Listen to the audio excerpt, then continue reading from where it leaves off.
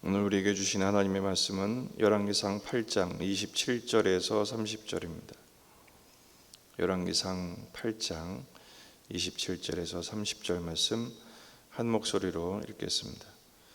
하나님이 참으로 땅에 거하시리이까 하늘과 하늘들의 하늘이라도 주를 용납하지 못하겠거든 하물며 내가 건축한 이 성전이오리이까. 그러나 내 하나님 여호와여, 주의 종의 기도와 간구를 돌아보시며 이 종이 오늘 주 앞에서 부르짖음과 비는 기도를 들으시옵소서. 주께서 전에 말씀하시기를 내 이름이 거기 있으리라 하신 곳 이 성전을 향하여 주의 논이 주야로 보시오며 주의 종이 이곳을 향하여 비는 기도를 들으시옵소서. 주의 종과 주의 백성 이스라엘이 이곳을 향하여 기도할 때 주는 그 간구함을 들으시되 주께서 계신 곳 하늘에서 들으시고 들으시사 사하여 주옵소서. 아멘. 본문에 계시된 주님은 어떤 분이신가? 내 이름을 거기에 두리라 말씀하시고 그 이름을 두신 곳을 향하여 기도할 때 응답하시는 분이십니다. 성전이 완공되었습니다. 그리고 언약궤를 모셔드렸습니다. 솔로몬이 연설을 하고 온 회중과 함께 하나님께 간절히 기도합니다. 제단 앞에서 온 이스라엘 회중과 함께 손을 들고 주를 향해 손을 펴고 간절히 간구합니다. 하늘과 땅에 오직 유일하신 하나님을 향하여 기도하죠. 기도 제목은 두 가지였습니다. 말씀을 지키십시오라는 것이죠. 내 부친 다윗에게 하신 말씀을 확실하게 들으시옵소서라는 것입니다. 두 번째는 바로 이 성전에서 기도하는 것을 들으시옵소서. 말씀을 지키시옵소서. 기도를 들으시옵소서. 이렇게 기도를 합니다. 그런데 그렇게 간절히 기도하고 그 기도가 응답되리라는 확신에 찬 근거가 어디에 있느냐? 바로 29절이죠. 주께서 전에 말씀하시기를 내 이름이 거기 있으리라 하신 곳 이 성전을 향하여 주의 눈이 주야로 보시오며 주의 종이 이곳을 향하여 비는 기도를 들으시옵소서. 주님 앞에 기도할 때 주님의 이름이 바로 이 성전에 계시고 주의 눈과 주의 마음이 이곳에 계심을 확신하기 때문에 우리가 이 성전을 향해 기도할 때 응답하십시오, 응답하실 것을 믿습니다, 이렇게 고백하는 것입니다. 기도와 간구, 부르짖음과 비는 기도, 이곳을 향한 기도, 기도할 때 계속해서 성전과 기도의 주제가 연결되어 있습니다. 유대인들에게 이름이란 것은 그 사람의 존재 전체를 말합니다. 내가 이름을 걸었다라는 것은 자기 존재, 자기 명예를 걸고 하는 것이죠. 그래서 그 이름이 모독당하는 것을 죽기보다 수치스럽게 생각합니다. 하나님의 이름이 여기 계시다라는 것은 하나님의 존재와 하나님의 명예가 바로 이곳에 계심을 확신한 것입니다. 다윗도 성전을 건축할 때 하나님의 이름을 그곳에 두기 위해서 건축했습니다. 그리고 하나님은 그 다윗의 마음을 들으시죠. 9장 3절에서 여호와께서 그에게 이르시되 내 기도와 내가 내 앞에서 간구한 바를 내가 들었은즉 나는 내가 건축한 이 성전을 거룩하게 구별하여 내 이름을 영원히 그곳에 두며 그랬어요.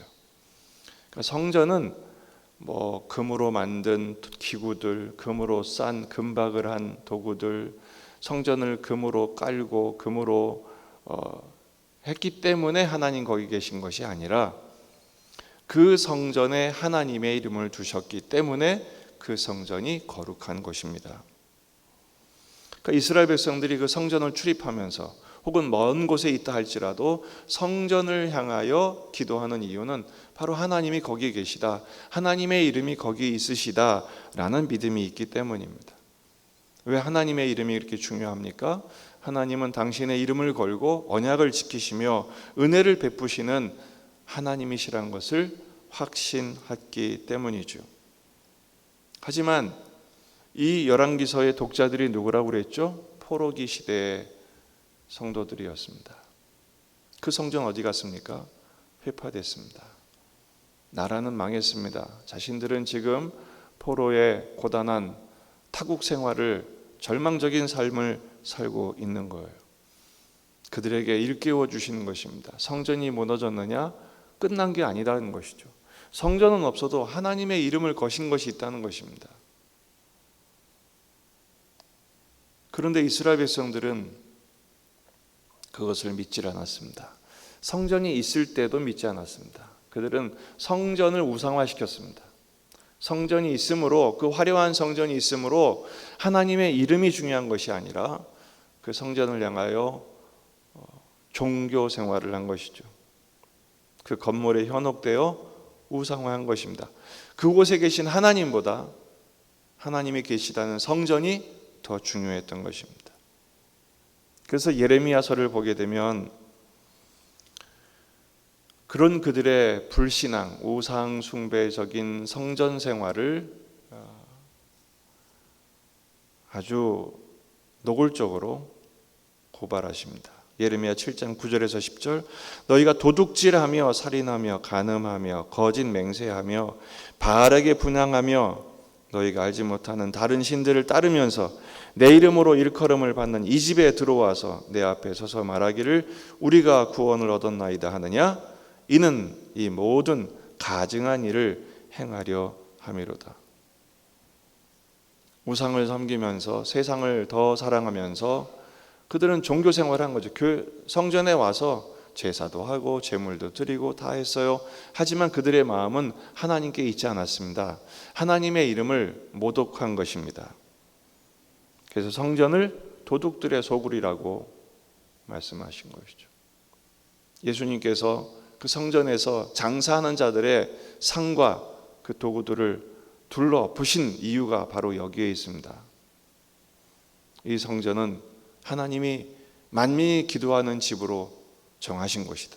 하나님의 이름을 거신 것이다. 그것을 향해 하나님의 이름을 거신 하나님을 만나야지, 하나님께 기도해야지, 이런 종교 의식이 너희들을 구하는 것이 아니다라는 것이죠. 그래서 예레미야는 계속 강조합니다. 새벽부터 기도해도 듣지 않겠다. 너희가 아무리 부르짖고 불러도 내가 대답하지 않겠다. 왜요? 하나님의 이름을 그들은 부정했기 때문입니다. 하지만 반면에 하나님의 이름을 두신 곳을 향해 기도했던, 그리고 그 기도에 응답을 받았던 사람이 있습니다. 다니엘이죠. 다니엘은 6장 10절에서 다니엘이 이 조서에 왕의 도장이 찍힌 것을 알고도 자기 집에 돌아가서는 윗방에 올라가 예루살렘을 향한 창문을 열어놨어요. 왜 창문을 열었을까요? 예루살렘을 향한 창문을 열어놓은 이유가 뭐예요? 그곳이 성전이 계신 곳이에요. 성전은 회파되었으나 그곳에 하나님의 이름을 두셨음을 그는 믿었기 때문입니다. 다시 말해서 종교적인 창문을 연 것이 아니라 하나님을 향한 창을 연 것이죠. 굳게 닫혀 있었던 하나님을 향한 그 마음의 창을 활짝 열어놓고 하나님의 이름을 향하여, 하나님의 존재와 하나님의 임재를 향하여 간절히 기도한 것입니다. 전에 하던 대로 하루 3번씩 무릎을 꿇고, 이건 뭐예요? 그가 평소에 그렇게 기도했다는 것입니다. 오늘 그런 기도가 되기를 축복합니다. 하나님의 이름을 거신 성전에 기도했던 분들이 또 있습니다. 베드로와 요한이었죠. 사도행전 3장 1절, 제9시 기도 시간에 베드로와 요한이 성전에 올라가세. 성전에 올라간 이유가 뭡니까? 기도하러 올라간 것입니다. 정해놓고 정한 시간에 올라간 것이죠. 거기서 선천성 장애인을 만납니다. 그때 베드로와 요한이 하나님의 이름을 두신 성전을 향한 기도의 문이 열려있는 마음으로 이렇게 외칩니다. 6절 베드로가 이르되 은과 금은 내게 없거니와 내게 있는 이것을 내게 주노니 나사렛 예수 그리스도의 이름으로 일어나 걸으라. 예수의 이름으로 기도하는 사람은 예수의 이름을 확신합니다. 예수의 이름을 확신하는 사람은 예수의 이름을 선포합니다. 여러분 예수님의 이름을 믿으십니까? 그렇다면 예수님께서 당신의 이름을 거시고 응답하실 줄 믿습니다. 시편 23편 3절에서도 말씀하시죠. 자기 이름을 위하여 의의 길로 우리를 인도하신답니다. 당신의 이름을 거시고 당신의 존재와 영광과 능력과 명예를 거시고 우리를 의의 길로 반드시 인도하신답니다. 우리가 그 이름 때문에 이 자리에 나온 줄 믿습니다. 그 이름으로 기도할 때 반드시 그렇게 응답하실 것입니다. 지금은 성전이 없어요. 예수님이 성전이시며 그 예수님을 모시고 사는 우리가 성전입니다. 그 예수님의 이름으로 모인 교회 공동체가 하나님이 계신 곳입니다. 그곳을 사랑하십시다. 존중하십시다. 순종하십시다. 이름을 거시고 역사하실 것입니다. 이 확신으로 기도하며 응답받는 이 아침이 되시기를 주의 이름으로 축원합니다. 기도하시겠습니다.